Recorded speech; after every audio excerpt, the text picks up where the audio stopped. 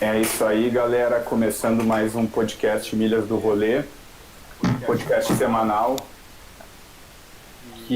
onde eu recebo DJs do cenário alternativo, com o objetivo de trocar uma ideia, dar uma viajada, compartilhar informações, fomentar o cenário, fomentar a complexificação do rolê, porque a gente acredita que o rolê é coisa séria, e de sobra, se rolar, ajudar quem estiver começando ou quem tiver a fim de aprofundar aí a discussão sobre o DJismo, sobre o rolê alternativo, sobre labels independentes. Hoje estou recebendo o Tabu, Matheus Miranda Ribeiro, meu parceiro aí de longa data. Vamos! Estamos no corre aqui das festas de rua em Porto Alegre, do rolê de rua que eu tenho chamado de pós-2013, desde mais ou menos 2013, né? O contexto estava um contexto político, social bem intenso em 2013 e a gente aposta um pouco que fruto desse processo político foram os coletivos de festas de música eletrônica na rua, independentes, não só em Porto Alegre, no resto do Brasil também, em vários outros lugares. Eu conheci o Matheus nesse contexto. Na época a gente tentava ali ainda se expressar como DJs, computadorzinho, controladora, amplificador de guitarra, geradores de 1000 watts, P2 RCA, vários quebrados. P2 RCA, isso aí, e cabo quebrado. E desde então aí a gente já colaborou de errado, né? Gerador engasgado. Não podia ligar. A gente participou aí desse movimento aqui em Porto Alegre e a gente já colaborou em diversos momentos. A Ruaça foi uma experiência que a gente teve juntos. O Matheus é uma pessoa que eu gosto muito de ouvir sempre. A gente já perdeu várias horas, já gastamos latim falando de rolê, de filosofia, de política. Então é um prazer para mim estar te recebendo aqui hoje. Vamos, para mim é um prazer ser recebido aqui. E o Matheus, a gente já veio trocando uma ideia durante a semana aí para tentar pensar uma pauta para hoje. Nós vamos um pouco de tema livre, mas o post que eu fiz no Instagram já adiantou um pouco de alguns assuntos que talvez a gente percorra. Então, agradecer todo mundo que acompanha o podcast sempre e já anunciar que o chat é terreno livre. Vocês podem participar conosco através do chat. Eu estou com o chat aberto aqui hoje para ficar mais atento. A Duda está aqui junto comigo também. E pedir aquela ajuda para divulgar o trabalho sempre. Se vocês estão tirando o valor aí do podcast, me ajudem a divulgar, porque é a moeda que a gente tem hoje a nossa atenção. Então, indicando aí para outras pessoas, compartilhando, fazendo aquele stories agora e me marcando, ajuda a divulgar e a gente espalhar aí a mensagem da parada. Parece um pastor, né? Espalhar a mensagem. Espalhar a palavra. Então, Matheus, começa, por favor, contando pra galera, eu passei superficialmente pela tua trajetória, como começou assim, o teu envolvimento com música, com DJismo. Eu sei que tu toca instrumento também, como passou no instrumento, que nem o James Murphy diz lá do LCD Sound System, vendi minha guitarra para comprar turntable. Como é que tu passou do instrumento pro synths, pra discotecagem, rolê de rua? Conta aí. Isso é massa. Eu sempre gostei de música. Meu pai tocava violão, assim. Aí quando ele e minha mãe se separaram, ficou um violão aqui em casa, né? E aí ele começou a me ensinar todas as vezes que eu via ele, assim. Fui aprendendo algumas coisas, aí livrinho de cifra, né? Tal, aquelas coisas, 3 acordes, vai pegando. E vontade de tocar, assim, né? Fui aprendendo várias coisas, e vontade de tocar rock também, né? Pra caramba, gostava pra caramba de rock, de banda, de rock pesado, assim, pesado do que eu conseguia ouvir na época, né? Isso é antes da internet, antes de eu ter computador em casa, né? Não antes da internet, antes de eu acessar ela. E aí eu ouvia o que chegava em mim, assim, de CD e rádio, né? Os negócios massa que eu gostava de ouvir na rádio. Aí, esse início, assim, foi essa coisa bem de violão, assim, rádio bem comum, assim, como muita gente deve ter se iniciado e entrado, começado a mexer com música, assim, né? E, e aí, com a internet, eu comecei depois que eu fui ter internet, acho que eu devia ter uns 13 anos, assim, aí começou a ficar interessante de pesquisar as coisas, eu comecei a conhecer música, né, baixar música. E aí começou a criar também essa coisa que depois foi desenvolvendo um gosto DJ, assim, que comecei a ter aquela coisa de, conhecer as músicas que só eu conhecia, assim, né? E que no início ali do Emule, casar ali, baixando os negócios, LimeWire, pá. Aí tinha essa parada, assim, vou mostrar as músicas que a galera não ouvia, das bandas que todo mundo ouvia, as coisas assim, tipo as músicas não famosas dos Ramones, tipo assim, umas coisas que a gente vai baixando, né? E muita vontade de baixar coisa, né? Essa coisa de baixar coisa tinha muito naquela época, que todo mundo que tinha computador meio que não tinha muita opção, então tu ficava baixando coisa, assim.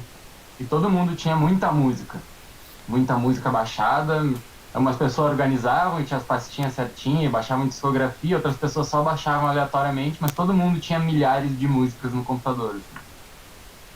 E aí filme, essas coisas, assim, né? Mas acho que isso aí foi uma das coisas que começou a ajudar, porque daí já tinha essa coisa de pesquisa e baixar, né? E querer conhecer as coisas diferentes, assim, fulano me mostra uma coisa, fulano gosta de não sei quem, me mostrou uma coisa que eu nunca tinha ouvido. Eu queria ter uma coisa massa para mostrar pros dois, assim. Sim, a gente sempre fala do indie em Porto Alegre, né? O indie tinha muito essa cultura. Eu entrei nesse. Primeiro eu queria conhecer os clássicos. Eu gostava de rock também durante a adolescência, assim. Tu tenta conhecer os clássicos antes, E né? nunca saí. No bagulho. No instrumento eu nunca saí do Smoke on the Water ali do Deep Purple. Mas eu pesquisava, daí ouvia todos do LED, ouvia os Deep Purple, ouvia os Pink Floyd. Nunca fui muito do progressivo, era mais do rock and roll, assim mesmo. E daí depois entrei no mundo do indie, e daí no indie foi quando eu descobri o Torrent, eu baixava assim, eu já não procurava mais o disco tal, era não sei que discography, daí tu baixava toda a discografia, daí eu via a discografia e selecionava, daí tentava catava os hits e catava os lado B ali e tal, mas os lado B que a galera gostava eram sempre os mesmos lado B também, né? Mas foi um pouco através do indie também que comecei nessa coisa de pesquisa mais obcecada. Uhum. E aí acho que isso foi desenvolvendo também quando eu comecei quando eu comecei a ter banda e tocar. Aí tu começa a ter que conciliar com as vontades dos outros, né? E aí a banda também é limitado às pessoas que tu conhece que tocam alguma coisa. Então tinha todo mundo que tocava. Aí as pessoas que tinham mais a ver de todo mundo que tocava no colégio era quem fazia uma banda, assim. Então comecei a ter que aprender a tocar e ouvir outras coisas mesmo, assim, né? Tinha muito essa coisa, quando a gente era pirralho, o rap e funk, principalmente, né? Mas rap muito, era tipo... Eu cansei de ouvir meu pai falando, e acho que até minha mãe falando assim, tipo, coisa de bandido, não sei o que, isso só ensina coisa errada, ensina, tipo, crime, tá ligado? Não sei o que. E como eu ouvia rock, eu não tava nem aí, eu ouvia na rádio, assim, né? Indo pro colégio, voltando no ônibus, na rua, mas não era um negócio que eu ouvia e não ficava analisando, porque, enfim, minha mãe falava que era bagulho de bandido, não queria, já curtia um bagulho que ela não enchia o saco tanto, né? Não ia, tipo, pegar mais um negócio pra encher o saco. Mas aí comecei a ter que ouvir quando eu comecei a tocar com a galera que queria fazer reggae, que queria fazer, né? Eu queria mandar rima e rimar e fazer um negócio em cima, queria fazer uma versão com a banda da música tal, né? E aí comecei a ouvir essas coisas mais misturadas, assim, né? Tipo, sei lá, ter banda tocando várias coisas de rock, música autoral, umas coisas de Planet Hemp, essas paradas, assim. Bem também seguindo essa linha da galera que tá vindo do livrinho de violão, assim, né? Que passando pro mundo da internet.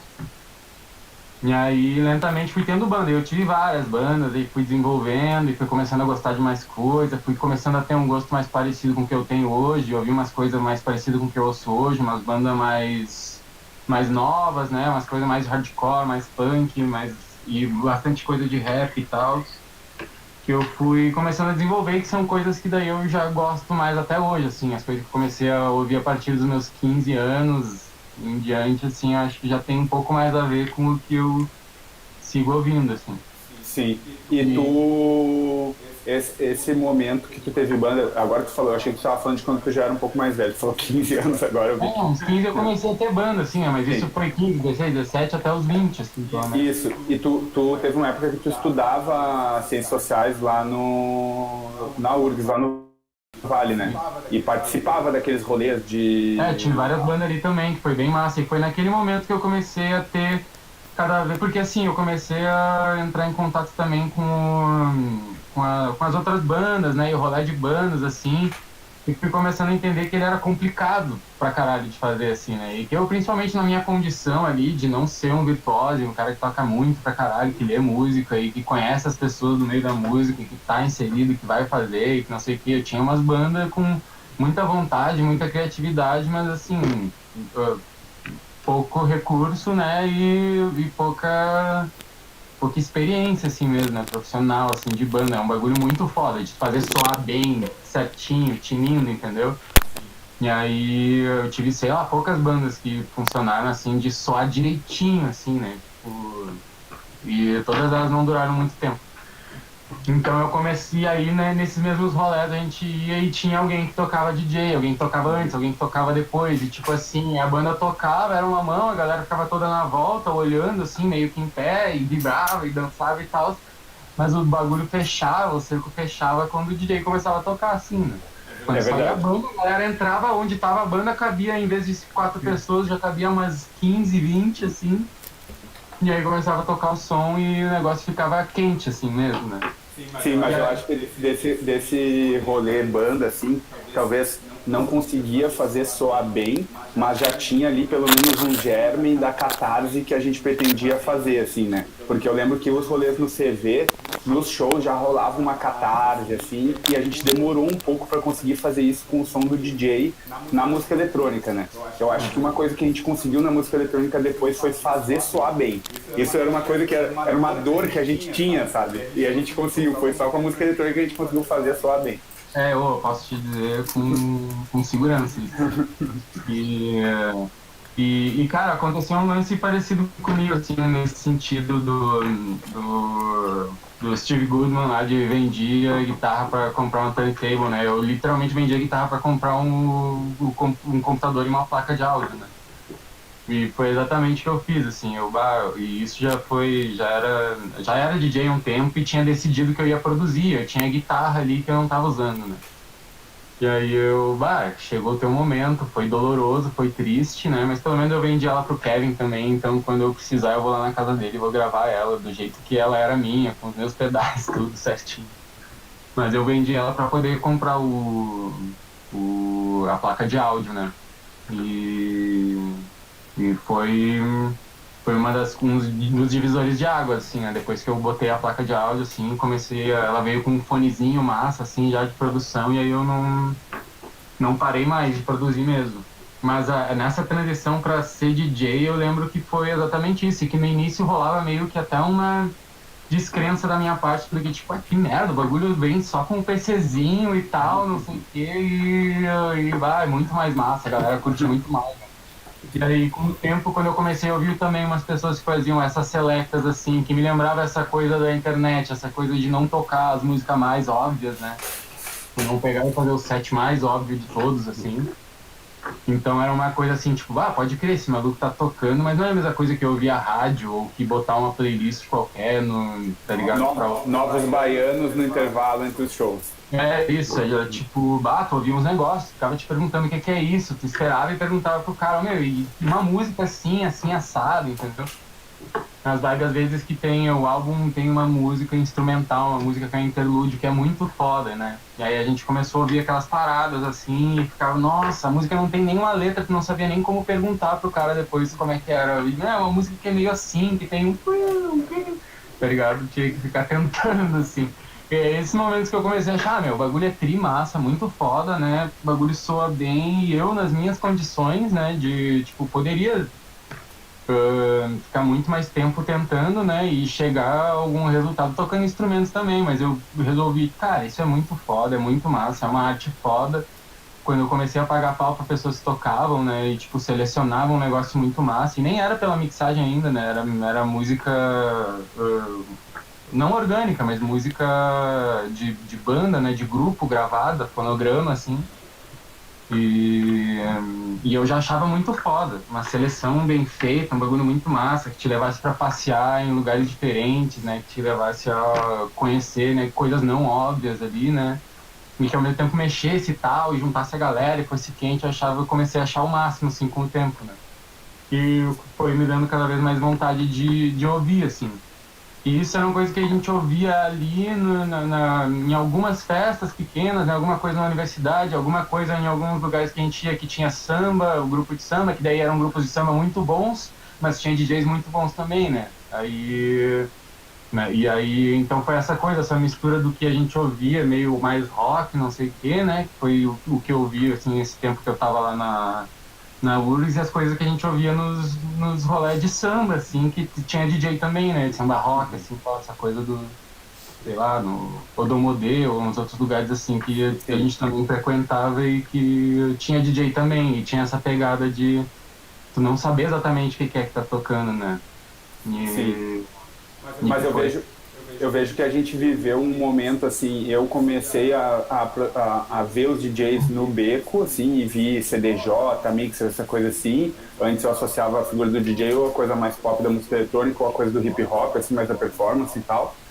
E daí os rolês tinha o DJ assim, que mixavam com computador, mas ainda uma coisa muito incipiente, às vezes muito selector. Daí eu lembro que rolou, pelo menos pra mim, assim, e isso já apareceu no podcast várias vezes, a influência da Voodoo Hop, né? Daí a gente vê a Voodoo Hop, uma galera começando a manipular os sons de outra forma com o computador, e isso nos abre, né, um leque de possibilidades, abre a cabeça, assim, de certa forma. E isso casado com o rolê de rua, que já era difícil fazer o rolê de rua com banda, caralho, a quatro som tocava baixo, mas a galera gostava mesmo assim.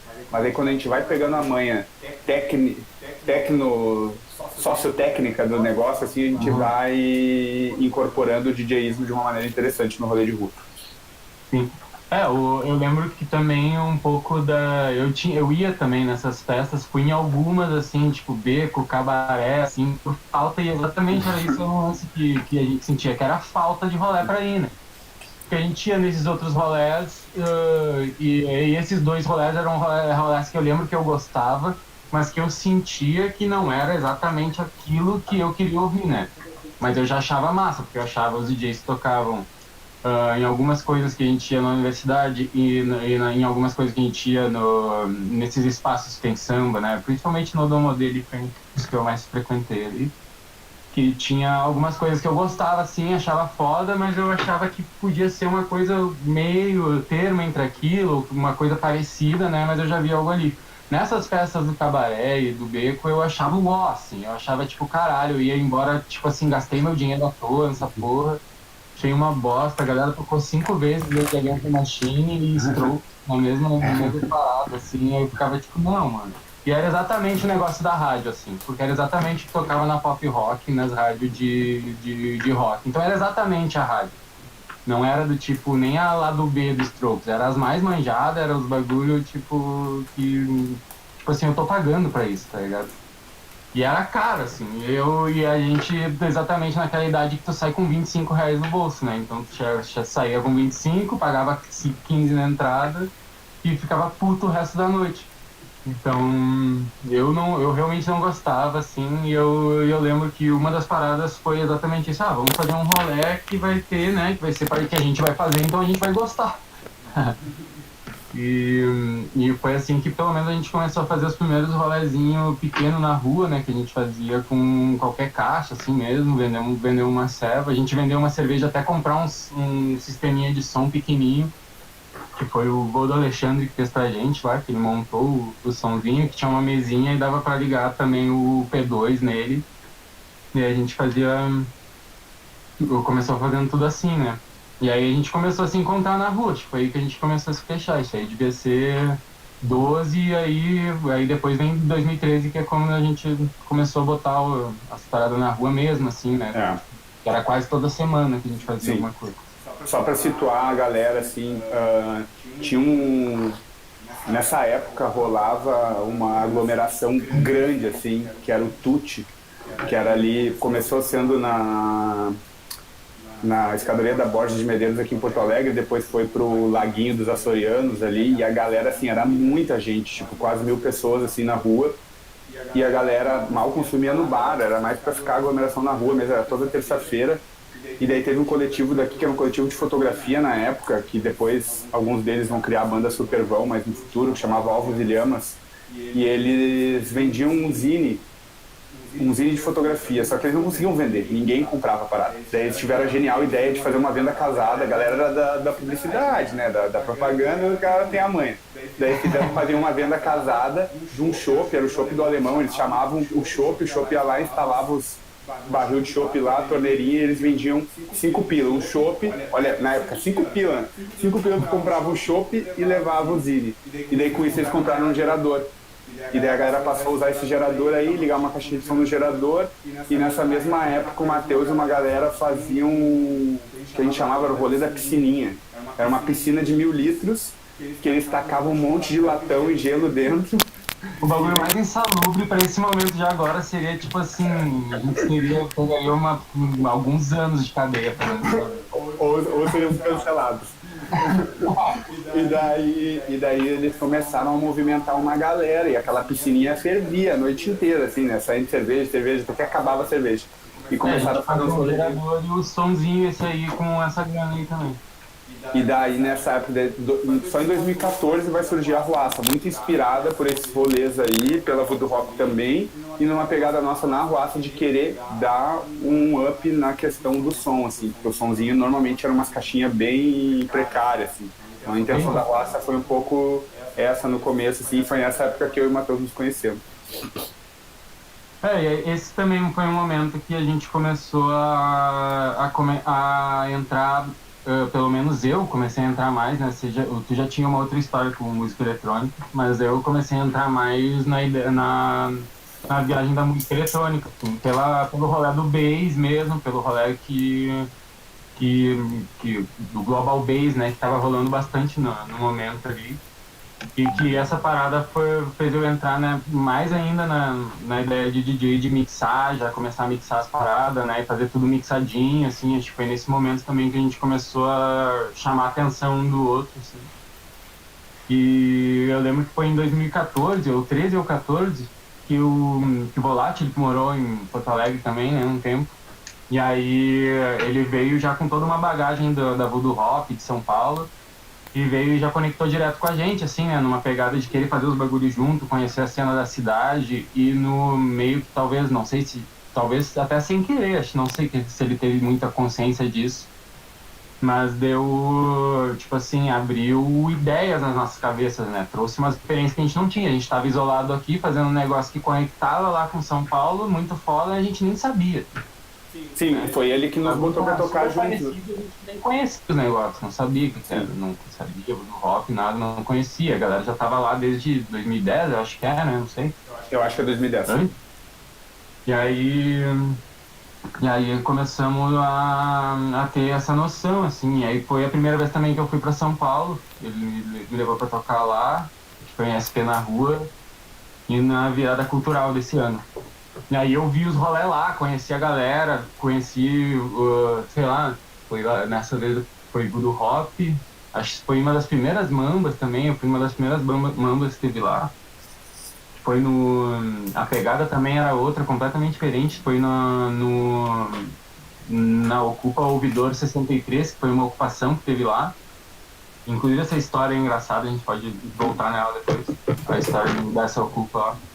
Mas, e aí a festa foi lá dentro e teve uma escola de samba no meio do bagulho, assim, tipo, a galera entrou, o negócio era completamente diferente, assim, foi uma mão do caralho. Eu lembro que a galera tava estressada de botar a escola de samba pra tocar no meio do bagulho, mas eu lembro que eu achei foda, assim, eu vi várias coisas e voltei cheio de ideias, assim, né?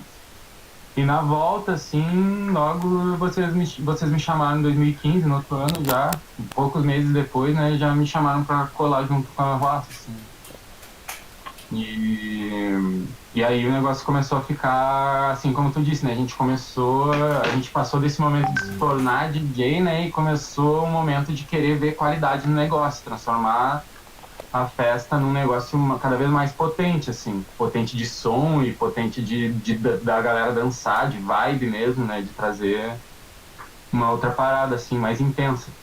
E eu acho que foi até, isso aconteceu até bem rápido, né? Não sei, tu, assim, numa noção de quantas edições demorou para ter muita gente, mas acho que na terceira ou quarta edição já tinha muita gente na raça. Não foi tão rápido assim, porque teve um tropeço no caminho, porque a primeira Arruaça que a gente fez lá em 2014, ela foi legal, só que a gente subiu a cabeça lá em cima, não tinha experiência nenhuma, fizemos uma segunda no Marinha, num domingo, não foi ninguém, e ficamos com uma dívida que levou 1 ano para ser paga. E daí nesse meio tempo a gente ficou meio com as pernas quebradas. E daí em 2015 a gente decide, e daí é aí que tu te aproxima também, recomeçar o bagulho e tentar fazer de forma mais orgânica, assim. Daí a gente usava muito as caixinhas do Vô do Tupac, gerador pequeno, coisa sem custo. E daí, e ao mesmo tempo a gente meio que pegou a mão desse momento, eu acho, que foi de fazer a mescla da música brasileira, da música latina, que era uma música que rolava mais fácil no ambiente universitário, que era o nosso público majoritário, e inserindo aos poucos o beat eletrônico.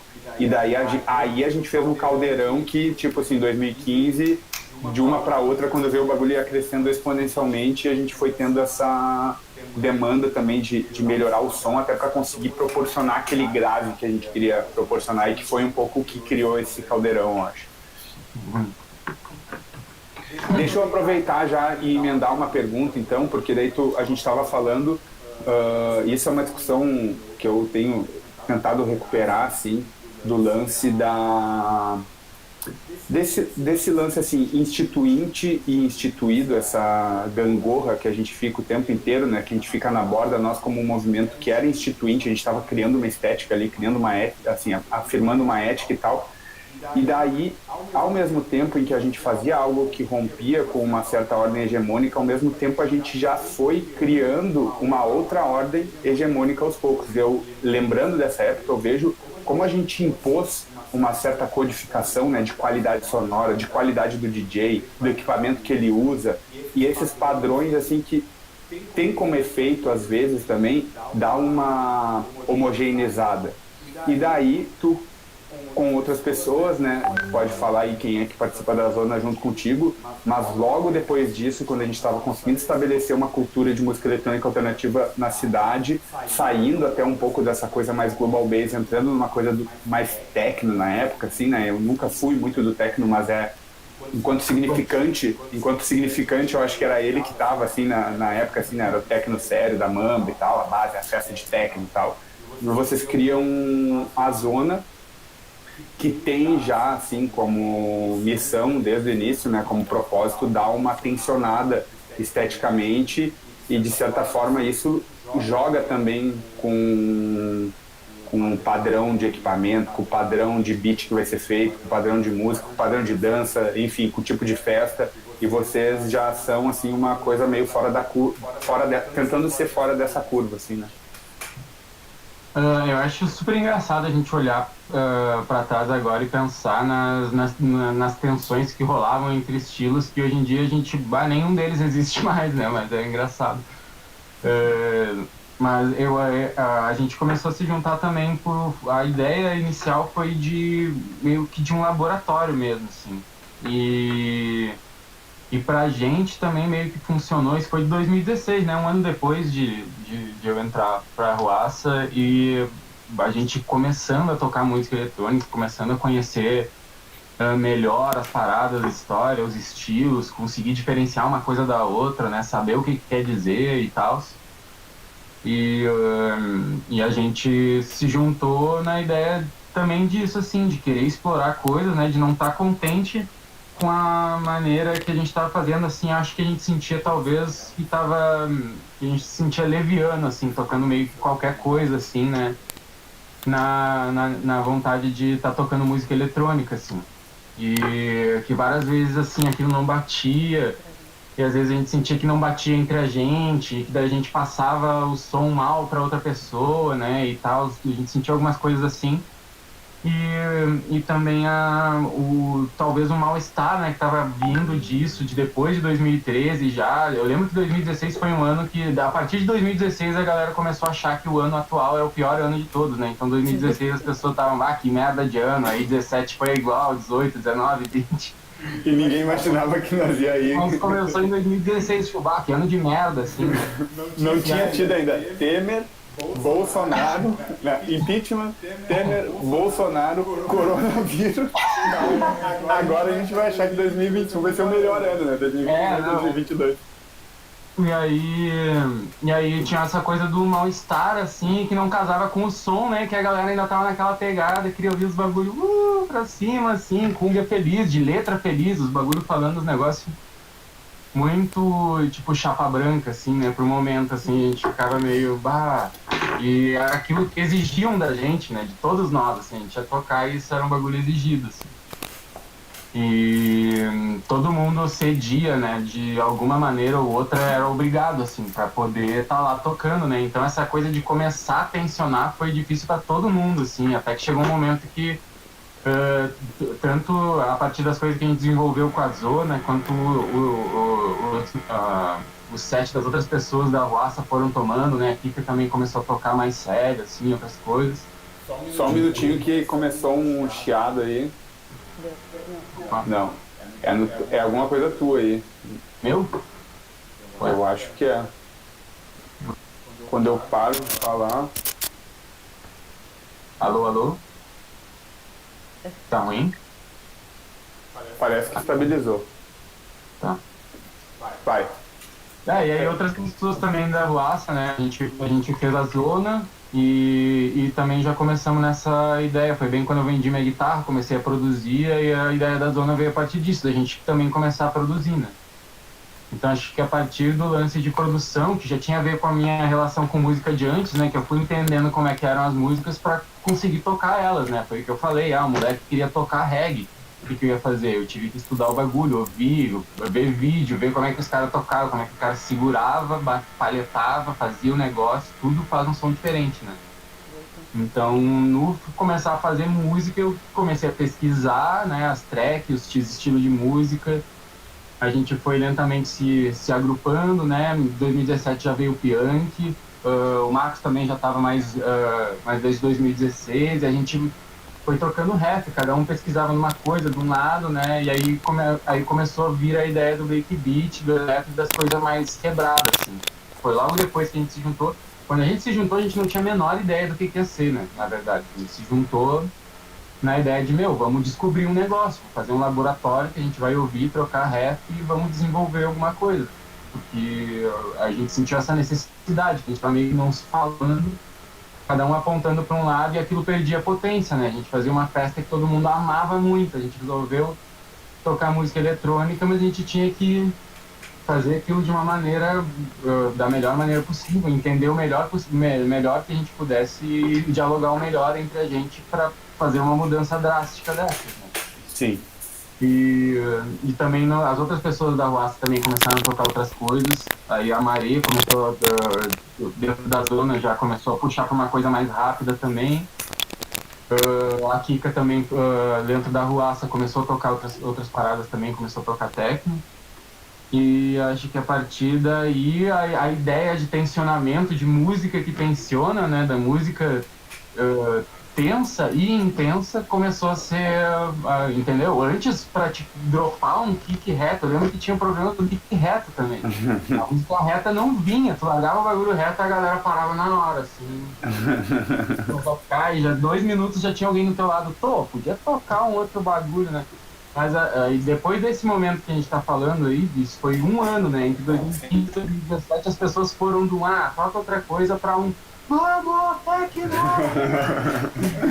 Sim. Mas eu acho que tem... Era tudo que a galera mais queria, de repente, assim, vamos! Mas foi um negócio, foi tão fácil, assim, né? Foi árduo, assim. Sim. E também... Tá dando um chiado no teu microfone. Tá dando um chiado no teu microfone. Tenta botar mudo aí e voltar rapidinho. Libera aí de novo. É, tá um chiado. Tá. Tem um chiado no teu microfone. É tipo, não é um chiado, na verdade, é tipo uma. Ele tá. Vai e volta. Tu tem um fone? Talvez? Deixa eu ver. Aqui não, acho que não vai funcionar aqui. Peraí. De repente sai da conversa e entra de novo. Tá. Se tiver o link aí.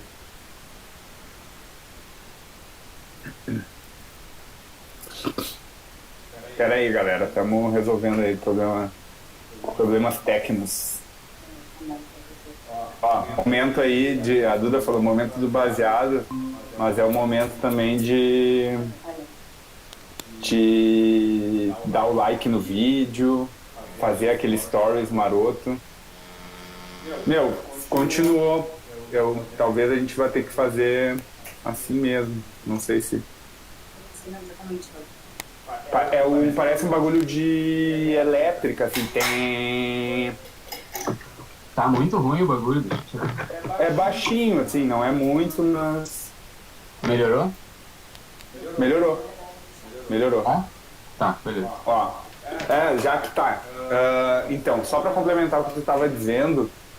melhorou bastante.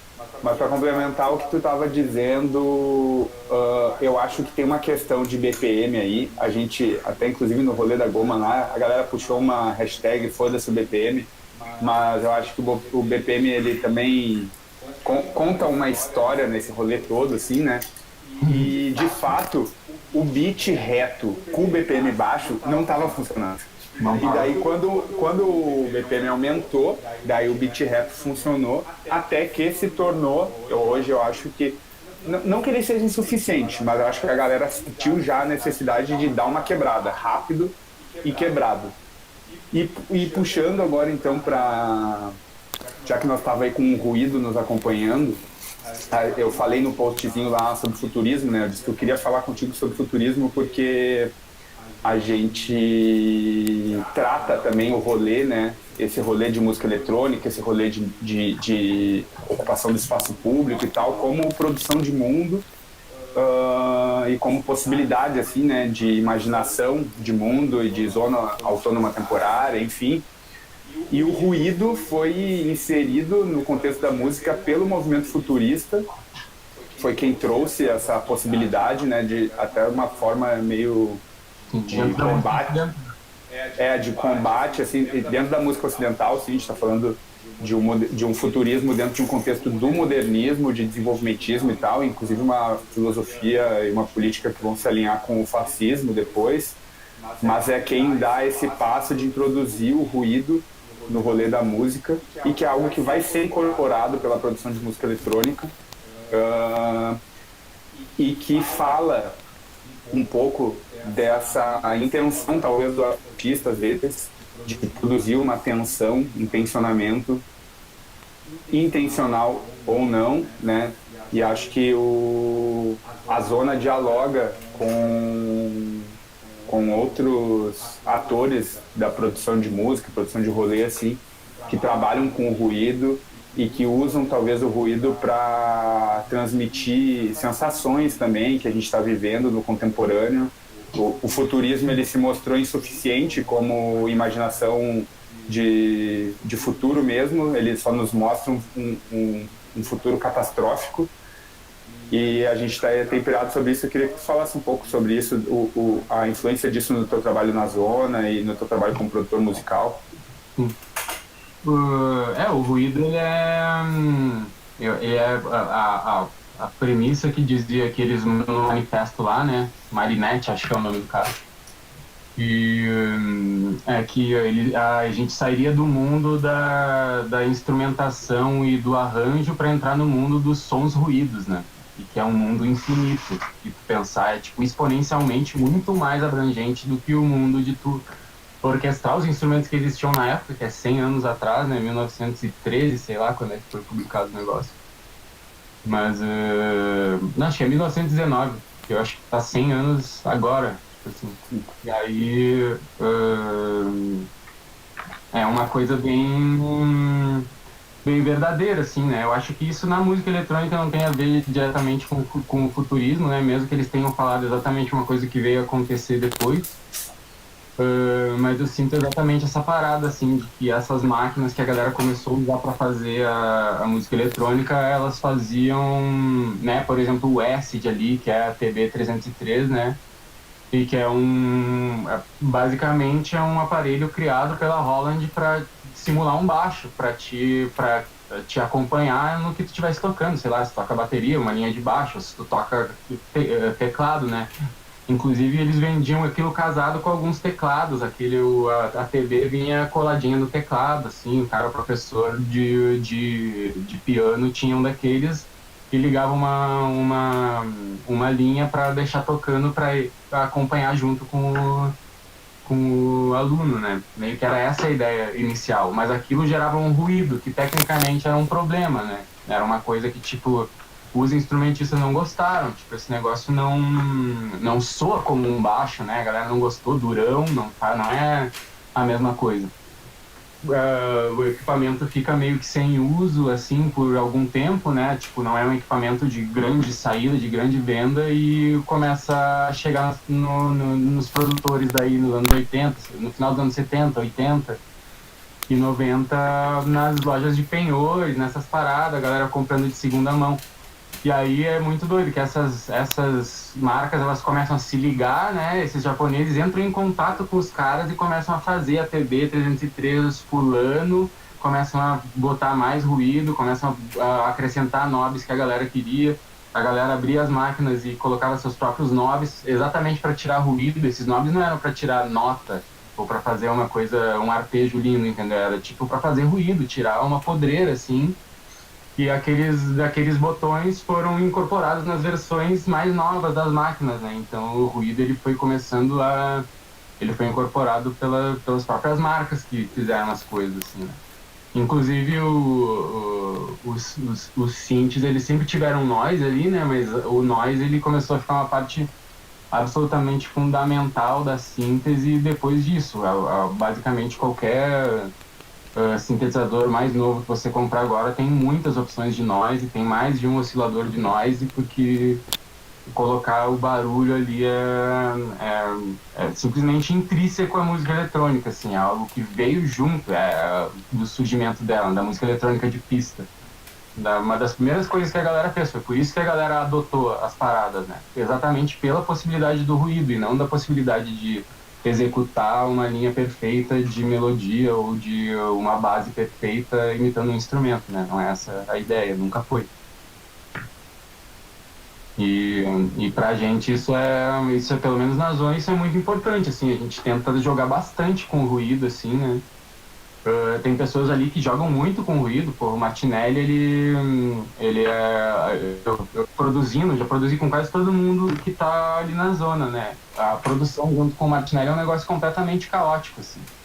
Então é um negócio que tu tem que sentar e esperar ele fazer o negócio até o final, porque parece que tá tudo honrado, né?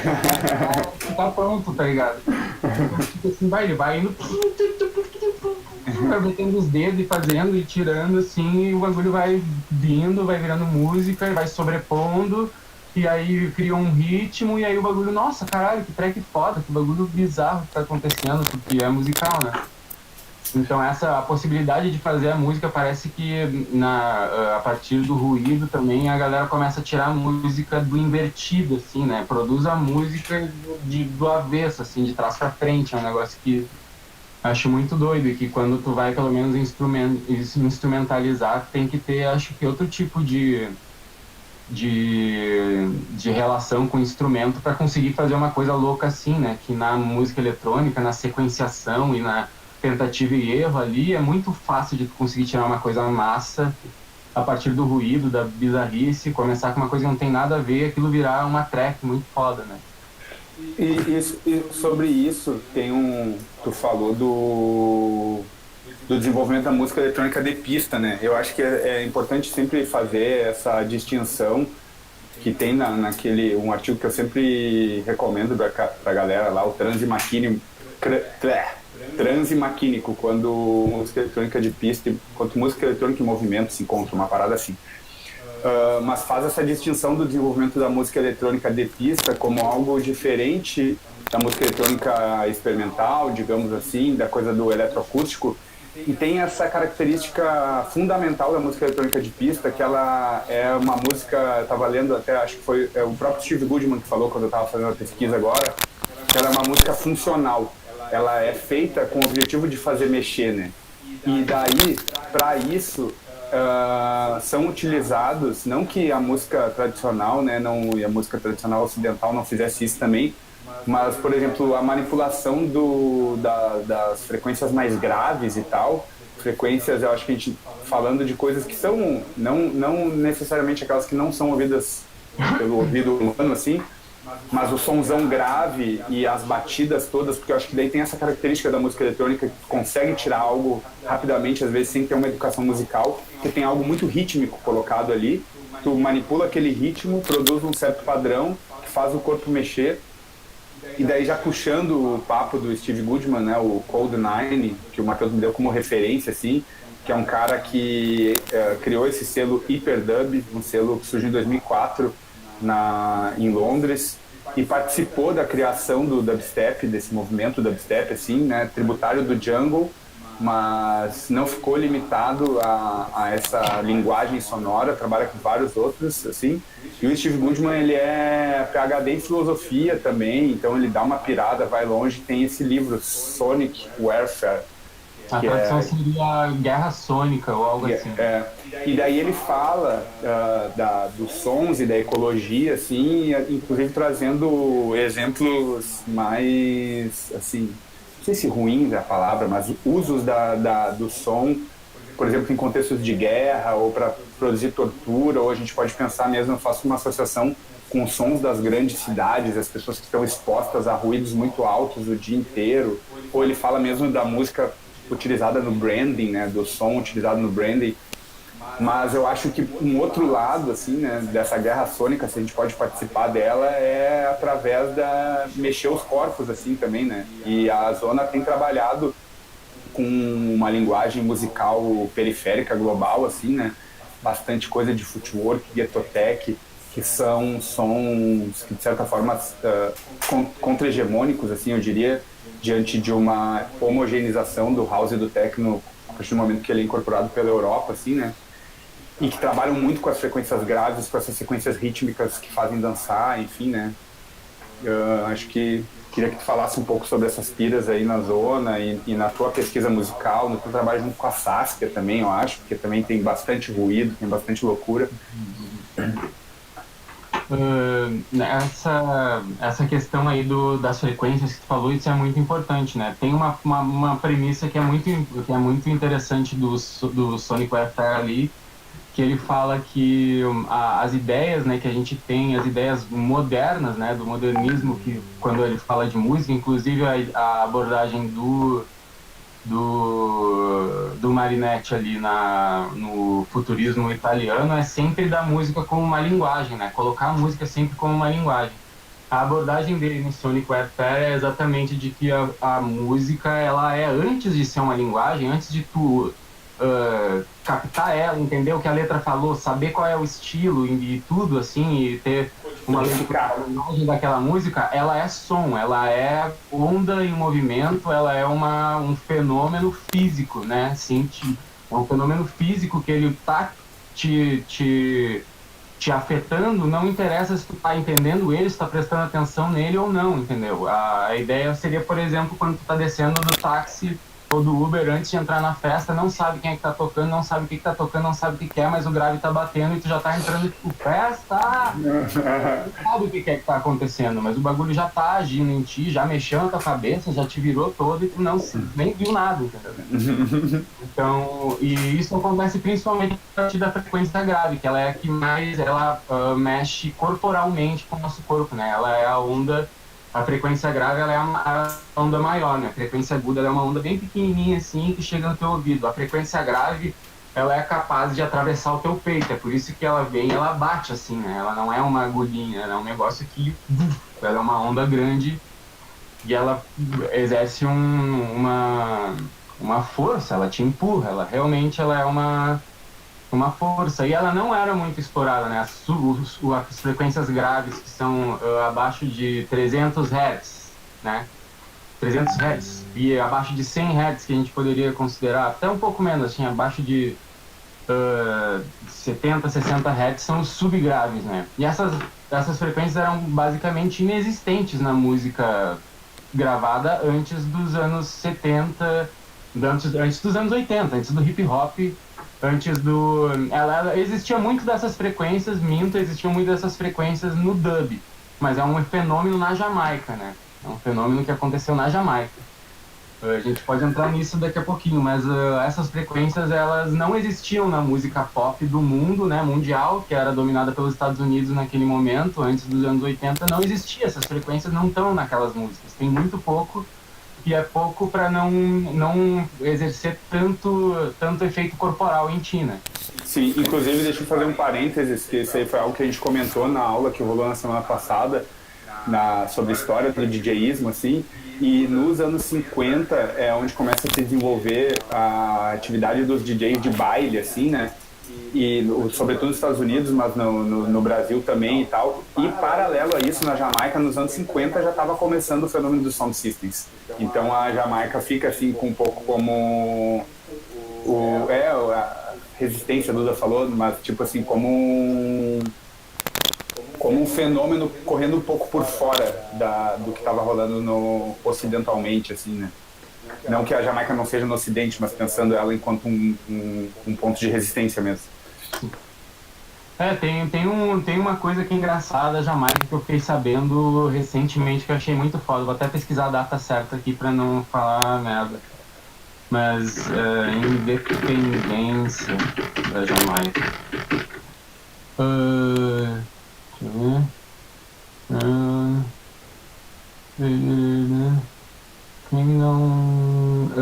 6 de agosto de 1962. Antes disso, a Jamaica tinha uma das maiores sedes da BBC, né? Então, era o melhor equipamento disponível nos anos 60 de áudio, entendeu? Equipamento muito foda, estúdio muito zica.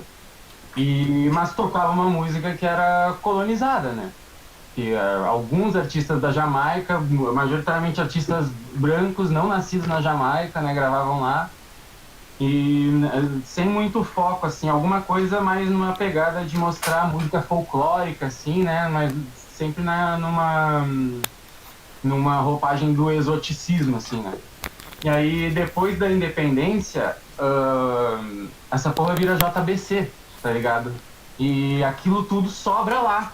E toda aquela galera que tava lá, quando vai fazer as mudanças, tem muito menos verba, muito menos dinheiro, tem que botar um monte de coisa para fora, se desfazer de equipamento. Aí parece que tem algumas salas de estúdio que são substituídas por equipamentos novos. E aí esse monte de equipamento muito bom de áudio que tinha lá, mesas de 16 canais, um negócio que, tipo, nessa época, essa porra foi chegar em 80, no final de 70 no Brasil, né? A galera gravava em 4 canais, assim, coisas maravilhosas. Lá, eles estavam dando pra galera, assim. Então, muitas pessoas que eram DJs, da cultura DJ, que tinham sound systems lá, a cultura sound system lá vem do final dos anos 40, construindo caixa, e botando caixa na rua e tocando os dubplates feitos de maneira independente, aquilo começou a ganhar uma qualidade muito melhor, porque os donos dos sound systems herdaram o equipamento da BBC, que era o equipamento mais top de linha do momento. Então, quando a galera vem e fala, porque a galera antiga lá da Jamaica que fazia um negócio que nem o MacGyver, com clipes e um chiclete. Não, mentira, a galera com os melhores equipamentos possíveis, tá ligado? E é por isso que essa é uma das coisas que a galera pira muito, né, da influência, e por isso que a música eletrônica e a música do mundo hoje, né, ela deve a música jamaicana e deve a esse fenômeno que aconteceu. Foi o fato de... É quase como se fosse uma das indenizações roubadas, né, do colonialismo ali, que a galera pegou um equipamento muito foda, e se apropriou do bagulho, começou a fazer, ganhou de presente legalmente, tá ligado? Aí os caras colocavam aquele equipamento. Tem os vídeos do. Esqueci o nome dele aqui, vou catar aqui. Tem os vídeos dele na casa dele, mal cabia os equipamentos. Do Mad Professor? Ou... Não, é um. Eu vou catar o nome dele aqui. Tá, aproveitando, já assim, ó, já estamos em quase 1 hora de podcast. Eu sabia que ia ser assim. Não chegou nem perto do que a gente pensou. Mas podemos seguir conversando aí, aproveitar. Galera tá curtindo a full no chat aqui. Eu acho que o podcast está se encaminhando pro que eu acho que é o mais potente, assim, que seja um espaço de aprendizado coletivo e tal. E na semana passada a gente fez uma aula interativa, 27 pessoas participaram, foi muito massa. A gente falou um pouco sobre a história do DJismo e tal, e passei um pouco do que eu acho que são os fundamentos ético-estéticos, assim, da parada. E a gente criou a galera deu a ideia de criar um grupo onde a gente possa seguir trocando essas informações. A gente criou um grupo no WhatsApp. E, por enquanto, assim, eu queria convidar quem está participando aqui do podcast, se tiver a fim de entrar no grupo, manda o telefone para mim no direct do Instagram, por gentileza, que eu vou adicionando no grupo. A gente pensou em algumas regrinhas para que o negócio funcione melhor, mas não tem nada fechado. Então, daí depois eu explico. E agora é o momento também que eu peço mais uma vez uma ajuda na divulgação. Quem não fez aquele stories bacana, faz aí, para nos marcar. Já vamos pensando as perguntas aí, quem quiser fazer perguntas sobre qualquer coisa, porque a gente tá indo dando tiro para tudo que é lado aqui. Então pode perguntar ou fazer comentários aqui, eu leio o comentário também. E daí puxando esse papo dos equipamentos da Jamaica, que a galera ganhou e fez o que fez sound system, influenciou o dub, a cultura do dub influenciou radicalmente a música eletrônica no mundo inteiro, sobretudo a música feita na Inglaterra ali, né? Tipo dubstep, o jungle, two-step, tudo isso é muito influenciado pelo dub. Depois vai conversar com a música, com o techno, por exemplo, o dub techno, depois na Alemanha e tal. Mas tem essa postura de manipulação do equipamento, muitas vezes de um certo desvio do uso dele para um uso que não era o uso para o qual ele foi produzido. Assim como foi também lá em Detroit, a galera... Ó, eu tava... Detroit. Mas lá em Detroit, a galera pegando os equipamentos nas lojas de penhores e tal, e tirando o ruído e fazendo algo que não era. Isso tem um filósofo que eu curto, que se chama Simondon, que ele fala da questão da alienação e do objeto técnico, não no sentido marxista da alienação, assim como uma não consciência assim da parada, mas a alienação em relação ao objeto técnico é a nossa perda de possibilidade de fazer usos que não são os usos para o qual ele foi projetado, desenhado, né? E que então romper com essa alienação é justamente pegar a parada e criar outras coisas. Isso dialoga muito com a cultura hacker também, e eu acho que isso está posto no trabalho que a gente faz, tanto musicalmente, né, mas que ao mesmo tempo se choca às vezes com uma ideia de padronização, né, de qualidade. Eu já fui muito um defensor da qualidade, enfim, e no fim das contas acaba sendo um discurso até meio higienista, assim, colonizador, mas é algo que eu acho que a gente está revendo agora, né? Estamos incorporando novas referências na nossa produção de rolês, mas isso estava lá, né, na Arruaça, né? Quantas vezes a gente ficou lá tentando desafogar o gerador que foi... Esses geradores são criados para fazer obra na rua, né? Para fazer obra de pedreiro pequeno, assim. A gente comprava um gerador de R$1.000, normalmente na descrição do gerador ele dizia assim, ele segura uma betoneira, uma parada assim. A gente pegava, fazia as festas nos corredores de ônibus que estavam em obra na época para os mega eventos. Então, assim, a cidade acontecendo, as obras, a gente ocupava aquele espaço ou embaixo de um viaduto, mas assim, fazendo essa profanação tanto do espaço quanto do equipamento, né? E como que tu vê isso, assim, agora, principalmente nesse momento da pandemia, onde as pessoas estão cada vez mais conectadas nos seus computadores, nos seus celulares, e até que ponto a gente consegue produzir desvios no uso desses equipamentos, dessas tecnologias, ao mesmo tempo que elas nos aprisionam também dentro dos algoritmos, e muitas vezes produzem homogeneizações, assim. Queria saber como é que tu está vivendo esse momento, vendo essa parada toda. Ah, é bem. Nossa, deixa eu pensar aqui como linkar as paradas. No início, para começar essa questão da tecnologia, né?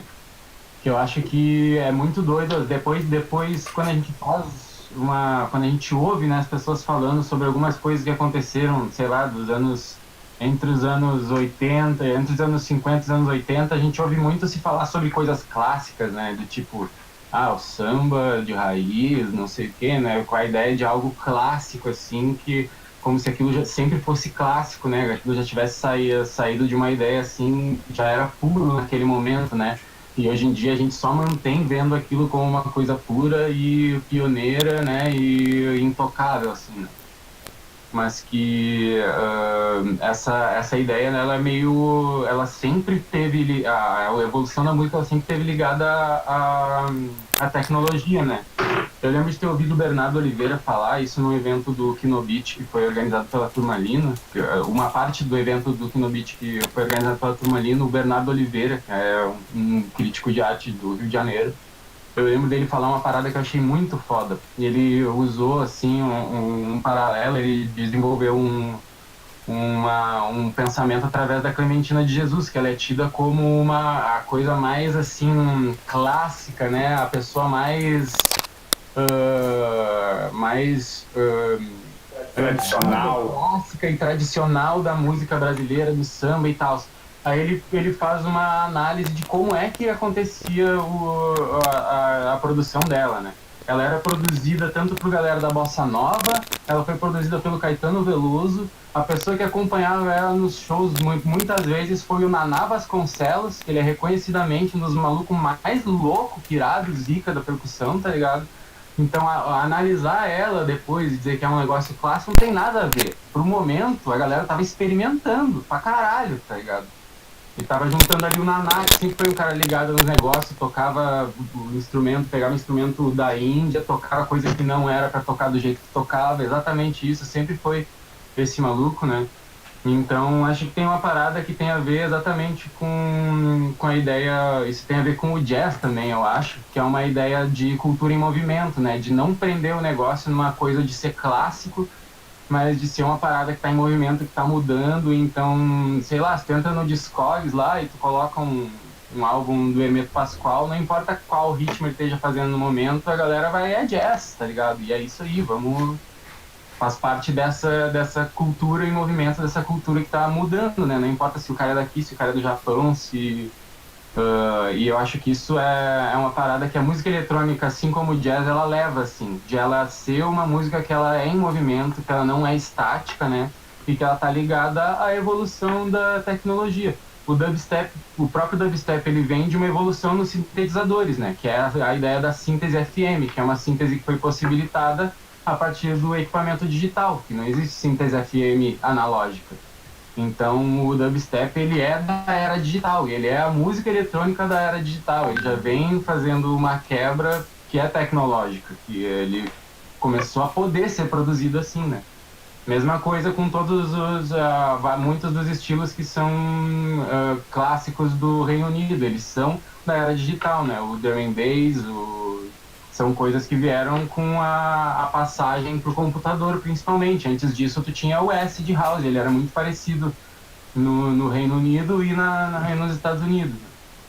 E aí, a partir dos anos 90 mesmo, quando a galera começa a usar computador, ele é mais democratizado, e a galera começa a usar em casa mesmo para produzir, com sintetizadores e programas com outros recursos, aí surge o dubstep, né?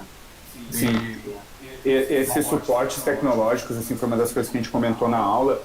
No artigo esse mostra, assim, condições de possibilidade a partir de suportes tecnológicos para o desenvolvimento da música eletrônica de pista, a criação, por exemplo, a comercialização, né? Headphones é uma coisa que passa a acontecer só nos anos 70, os DJ mixers também, né? Misturadores, subgrave, a popularização dos subgraves vai acontecer só a partir dos anos 70, tudo isso muito analógico ainda, né? A criação da MK2, né? O toca-disco mais robusto que existe até hoje, foi criado nos anos 70, ainda é o standard assim, do mercado. Hoje a Pioneer tem um toca-disco bom também, e outras marcas, mas o MK2 segue sendo o principal, assim, são condições de possibilidade, né, do que o desenvolvimento tecnológico dá para que essa música seja produzida. Tu quer falar alguma coisa sobre isso ainda? Não, mas...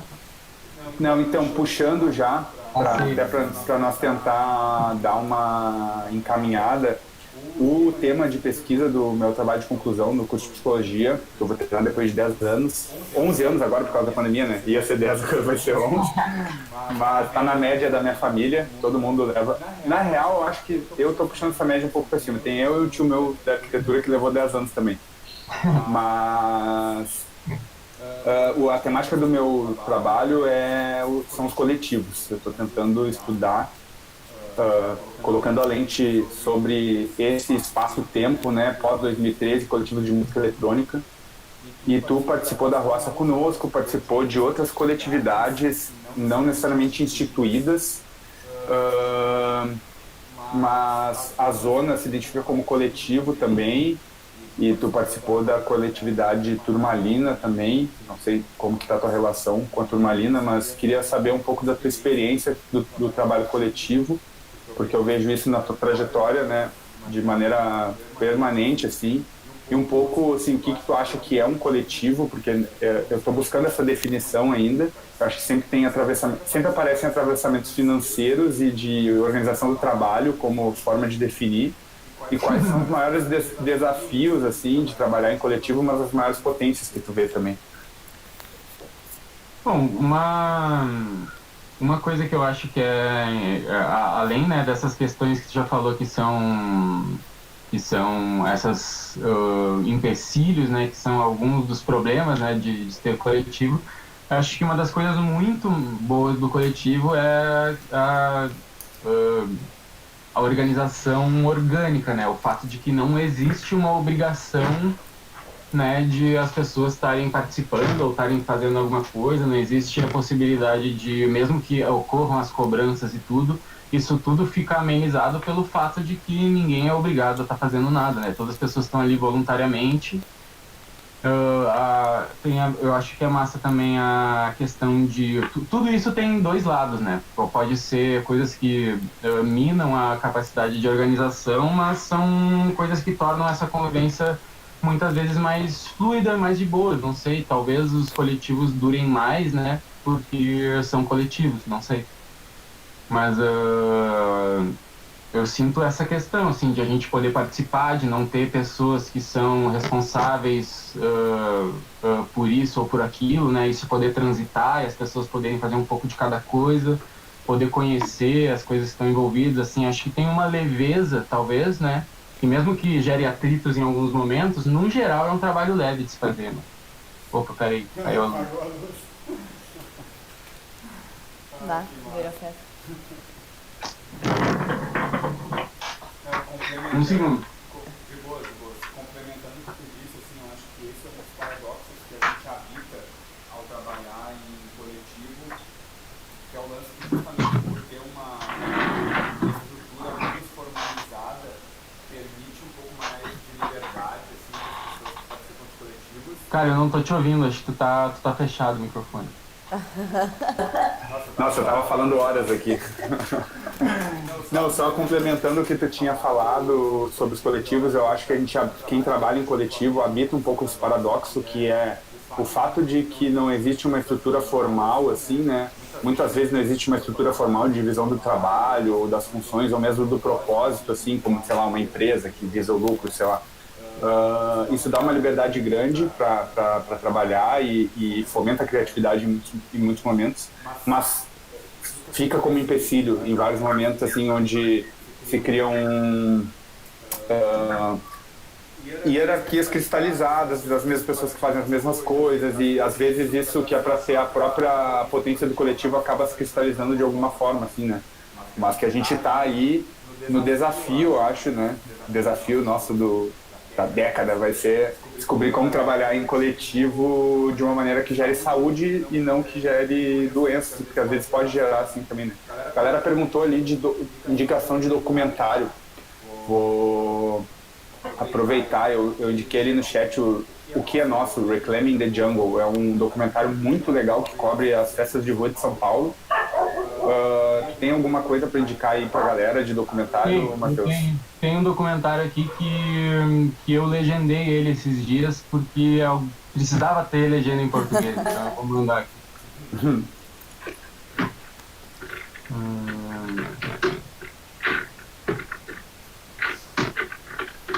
E foi muito interessante porque eu legendei o bagulho, larguei numa semana e 2 dias depois tinha um comentário de um maluco do Recife dizendo: eu precisava disso, muito obrigado por legendar, eu vou apresentar na universidade aqui semana que vem, não sei o quê. Ah, que foda. E é bem curtinho, peraí, ele é bem massa. É o Mad Mike falando sobre o Underground Resistance, a label, né? Que é uma das pioneiras do techno. Ela foi criada pelo Jeff Mills e pelo Mad Mike, que são tecnicamente também criadores do techno, né? Junto com o Ron Atkins e outras pessoas ali. Mas que é a cara de Detroit, assim, é a label que define Detroit, assim.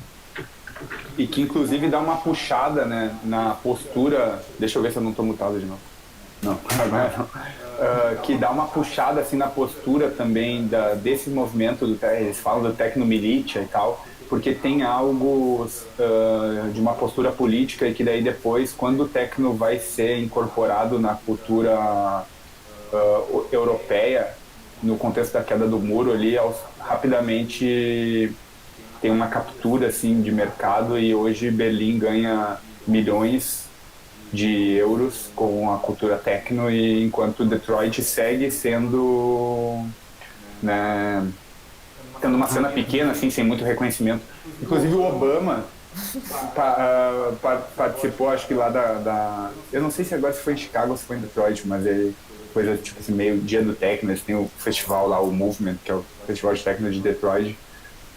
Mas essa ref aí do Doc agora eu fiquei curioso pra ver também. Eu larguei no chat ali o videozinho. É bem emocionante, eu traduzi esse primeiro, tem vários mini docs, né? Aí eu traduzi esse primeiro porque ele é o mais emocionante, assim, é o Mad Mike falando com emoção do bagulho, assim, aí ele falando de por que ele fez, né? O motivo dele de ter criado o bagulho, então eu acho foda. Assim. Mas Dele do Jeff. Tá, já falamos de referência, já falamos de coletivo. Para encaminhar nosso papo,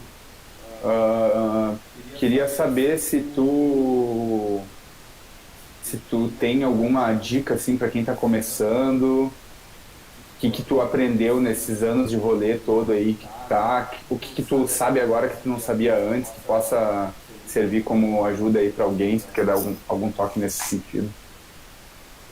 Eu acho que a primeira coisa é estudar pra caramba, né? Acho que é a coisa mais importante, assim, é nerdear na parada mesmo, assim. O negócio assim, como qualquer âmbito da música, eu acho que qualquer coisa que se vai aprender tem essa coisa da nerdice, assim, qualquer coisa que você colocar nerdice pra funcionar, né, vai gerar um retorno com certeza, assim, um retorno de qualidade do seu trabalho. Algumas outras coisas, eu pensei nisso hoje mais cedo, quando eu fui falar, eu pensei que algumas coisas da experiência com a Zona, assim, que seria legal de falar, que é uma experiência que eu acho que é diferente dos outros coletivos, né? A Zona, ela é uma label, né, também, então a gente começou lançando música. A gente fez uma festa lá no início, foi em 2016, que foi o GB e mais algumas 3 pessoas que foram. Não tinha absolutamente ninguém na festa, só a gente, o GB e mais algumas pessoas. A gente ficou lá igual até umas 4 e tanto, 5 horas, e depois foi embora. Assim. E mesmo assim, é isso aí, muito obrigado por ter estado lá.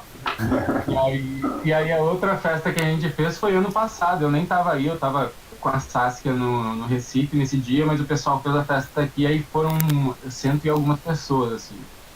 Mas nosso coletivo fez 2 festas, né? Então, e é uma das coisas que eu ouvi muito, e que eu ouvi muito de pessoas com quem eu pedi pra ser bucado e tal, é tipo, vocês têm que fazer eventos, vocês têm que fazer festa pra vocês tocarem, pra gente saber o que as pessoas acham de vocês, né, etc, assim. Então tem uma cobrança de tu tá sendo visto de uma maneira específica, né? Que é fazendo festa, que é postando coisas nas redes sociais e que no fim das contas a gente meio que talvez sem querer, ou talvez, acho que foi sem querer, querendo, mas a gente nunca fez essas paradas que nos falaram para fazer assim, né? E no fim das contas o que funcionou muito pra gente foi fazer música e lançar música, né? E exatamente buscar o que a gente buscava e que a gente queria ter no início foi exatamente isso. A gente queria fazer uma label que fosse boa como as labels que a gente gosta. Quando a gente chega no Bandcamp e olha para uma label lá, o que é que eu gosto naquilo? Eu gosto que é tudo coeso, que as artes têm a ver e que eu ouço o som e não é uma coisa para cada lado, porque daí no segundo EP que eu não gostar, eu vou parar de ouvir e vou sair desse link. Então as coisas têm bastante a ver, não ter a ver, ter muito a ver umas coisas com a outra, realmente ser uma curadoria bem específica, né? E que é exatamente isso que eu busco e que eu buscava quando, e que todos nós, que a gente conversava, eu lembro de a gente conversar isso desde o início, assim, 2016, eu com o Félix, a Marele, a gente falando, cara, a gente queria que esse som, que essa label fosse exatamente como são as labels que a gente gosta, tá ligado? E entrar e achar muito foda, e todos os trabalhos têm a ver entre si, terem a ver visual e sonoramente, assim. E isso é uma coisa que está nos trazendo bastante frutos, assim, a gente não pensou que isso fosse virar tanto sem a gente fazer festa, sem a gente estar postando coisas, sem a gente ser Instagramer, sem a gente inventar algumas outras coisas que a galera vê como inerentes do trabalho do DJ hoje em dia, né? E que eu acho que a produção de música mesmo pode aliviar essa necessidade de ser Instagramer, de ser influencer, de ser, entendeu? De fazer festa, porque fazer festa inclui tu ter o capital de giro, o capital inicial, no mínimo ter como passar um preju no negativo, entendeu? Que é a parada que a gente não teve, a gente não tem esse cartão para passar o preju, não dá para tomar preju. Então Sim. a gente só fez a festa quando a gente soube que ela ia dar certo e ia se pagar, porque a gente já tinha o dinheiro que a gente tinha ganhado vendendo música. Sim.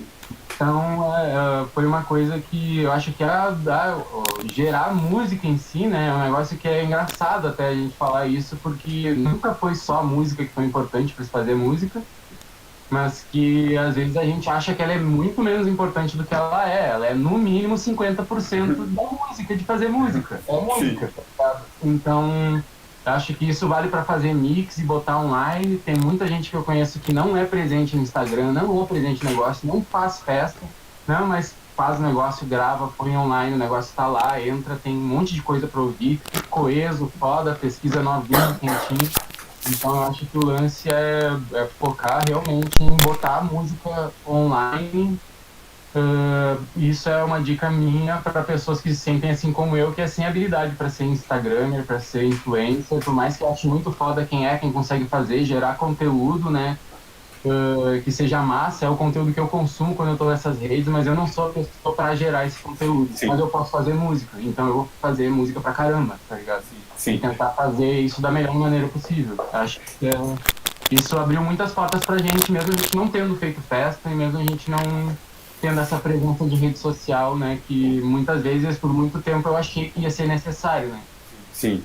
E isso tem sido uma coisa muito a fuder do podcast, que é um pouco entender que existem várias formas de chegar num determinado objetivo e que, de fato, muitas vezes a gente vai se ver meio refém de determinados caminhos padrão, assim, e que, na real, e o podcast tem servido a isso, assim, a complexificar a parada toda e identificar que tem vários trabalhos que muitas vezes ficam invisíveis, que se relacionam com o trabalho da produção de rolê, ou da produção musical, ou do trabalho como DJ e tal, mas que, tipo assim, eu acho que as pessoas têm que buscar o que elas gostam de fazer e o que elas têm uma habilidade, talvez, assim, né, que consigam desenvolver, assim. Eu, por exemplo, criei esse podcast porque eu tenho essa característica, assim, eu gosto de conversar com as pessoas, é um trabalho que eu sempre fiz no offline, foi fazer isso online também, porque não tenho outras qualidades, sei lá, não sou o melhor DJ do mundo, então não vou criar grandes audiências